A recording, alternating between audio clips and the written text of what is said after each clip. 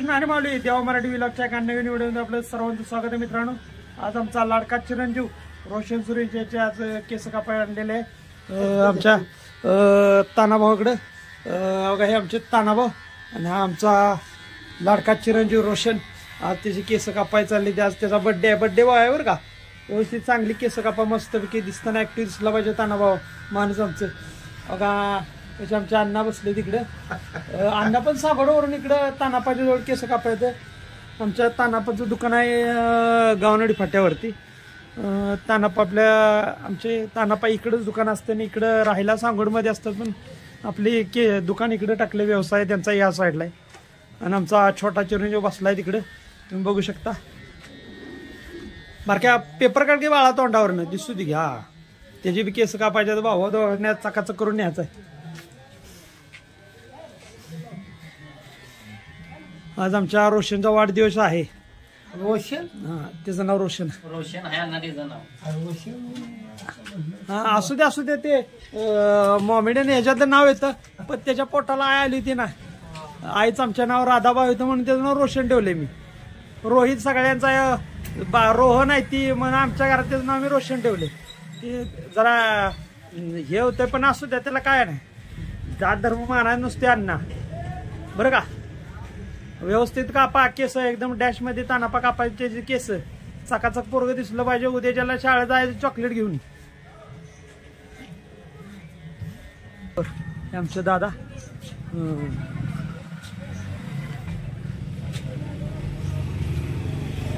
आमचा मित्र रमेश कुंभार, आणि यांचं छोटस असे दुकान आहे, लेडीज टेलर आहेत ते, ब्लाउज वगैरे शिवतात छान छान, आणि व्हरायटी छान असतात त्याच्याकडे। नाही ग्रुपला टाकायचं तर मग आणि कुठं टाकेल।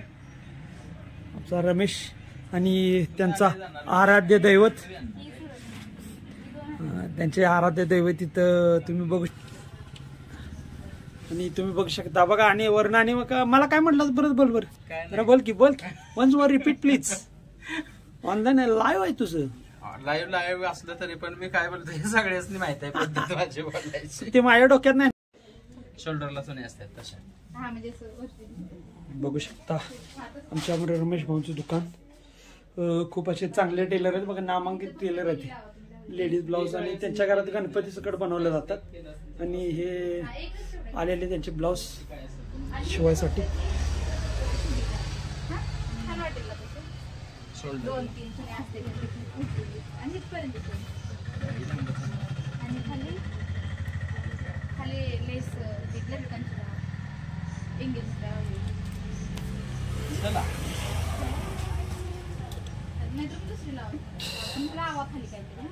मित्रांनो तुम्ही सकाळी बर्थडे बॉय आमचा बघितला, बर्थडे बॉयची केस कापायची चालली ती।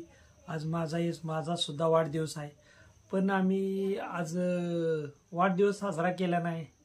जराशी आमचा मुंबईचा एक मित्र आहे माताडीतला, त्याचं परवा दिवशी निधन झालं, काल त्याची माती होती। त्या दुःखात माझाही वाढदिवस साजरा केला नाही आणि माझ्या पोराचाही केला नाही। त्याचं नाव होतं अर्जुन खताळ बरं का। माझा मस्त साताराकडचा ते गाव आहे, साताराकडं चांगला म्हणजे अर्जुन तात्या सगळ्यात भारी उत्तम माणूस होता। त्या माणसानं खूप सहकार्य मला केलं होतं, कोणत्याही कामात असं पुढे लागून सांगायचा, असं नाही असं करू, असं नाही असं विठ्ठल करूया, असं नाही असं हे करायचं, आणि माझ्यावर चांगलं राहायचा, चांगल्या रीतीनं बोलायचा। मुंबई विना चेंबरला 103 मध्ये तो माताडीत होता, 103 नंबरच्या ऑफिसमध्ये बसायचा। मी पण तिथं बाबूचं काम करायचो। मी 98ला लागलो होतो त्या कंपनीत निलेश रोडवेजमध्ये। तेवढा माझा मोठा शेट होता, मोठा शेट मला त्याला जास्त माझं नाव घ्यायला येतं नाही, तर मला डोंगर बनायचं, डोंगर इकडे चल, ती अमक्या जाऊन ॲडव्हान्स घेऊन यायचा गाडीचं, तमक्या गाडीचा ॲडव्हान्स घेऊन यायचा, जर तुला ॲडव्हान्स कोणी दिना तर मला तिथनं जागेवरून फोन करायचा। तर एकदा नॉर्थ कार्गोमध्ये गेलो, नॉर्थ कार्गो बरं का, नॉर्थ कार्गो कॅरियर, तिथं नॉर्थ कार्गो कॅरियरमध्ये गेलो तर दुबे म्हणून एक होता माणूस, दुबे साहेबांना म्हणलं सर तेवढं ॲडव्हान्स द्यावं आमच्या गाडीचं। शेटजी म्हणलं ॲडव्हान्स द्या. म्हणला आज नाही मिळणार तुम्हाला, 2 दिवसांनी ॲडव्हान्स देतो गाडीचं. किती 9,000 रुपये ॲडव्हान्स होता. परत ते 2 दिवसांनी म्हटला मी आलो ऑफिसला. शेटनं म्हटलं मला 2 दिवसांनी त्यांनी सांगितले की ॲडव्हान्स देतो म्हणे. ठीक आहे म्हटलं असं कर विठ्ठल तू आज राहू दे. 2 दिवसांनी सांगितलं, 2 दिवसांना आठवणीनं जायचं. त्याच्या ऑफिसमध्ये गेलं की मला फोन करायचा. ठीक आहे म्हटलं चालते. म्हटलं साहेब 2 दिवसांनी गेलो की कॉल करतो. तर मी अक्षरशः 2 दिवसानं त्यांच्या ऑफिसमध्ये गेलो. तर त्या बिचाऱ्यानं मला ॲडव्हान्स नाही दिलं. म्हटलं आज काय पैसे होणार नाही, बाकीच्यांचं इतर लोकांचं देते सांगा, माझंच ॲडव्हान्स द्यायचं नाही. तर म्हटलं आज काय ॲडव्हान्स तुम्हाला मिळणार नाही, अजून 2 दिवसानं. तर मी शेटला तिथनं म्हटलं जरा मला फोन लावू द्या. शेटने सांगितलं फोन करायला. घे फोन लावला.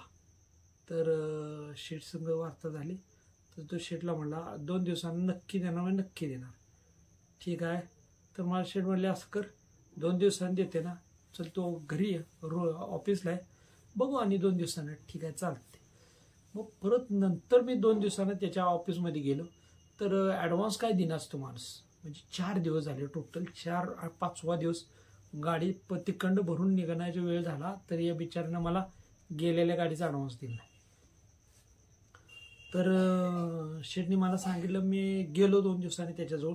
तर मला म्हटला आज काय पैशाचं काम होणार नाही, उद्या दिवस थांबा, परवा दिवशी देऊन टाकतो. म्हणजे अजून 2 दिवस वाढून बघा बोलण्याची पद्धत.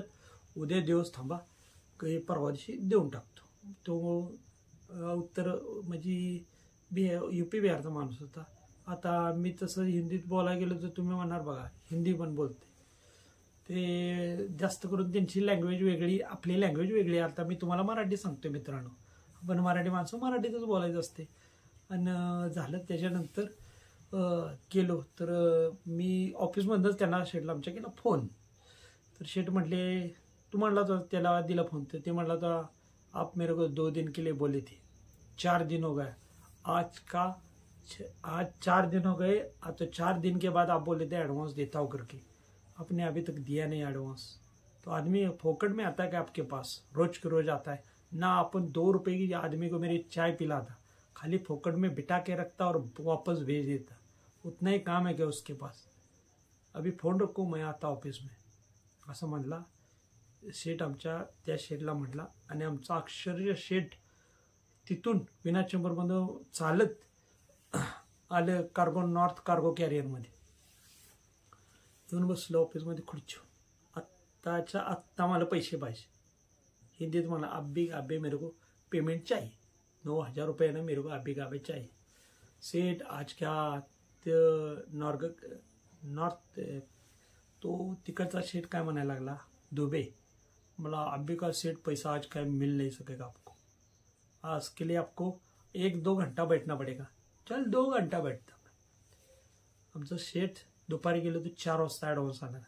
2 घंटा बैठता म्हणजे किती, 2 तास म्हणजे 4, 5 ते 6 वाजेपर्यंत शेठ माझा तिथं बसला. मला दुसरं काम करायला लावलं पण ती चिठ्ठी घेऊन तिथं बसला. तर त्याने विचारलं 2 घंटा हो गया दुबे जी, अब हमारा एडवांस कब मिलेगा.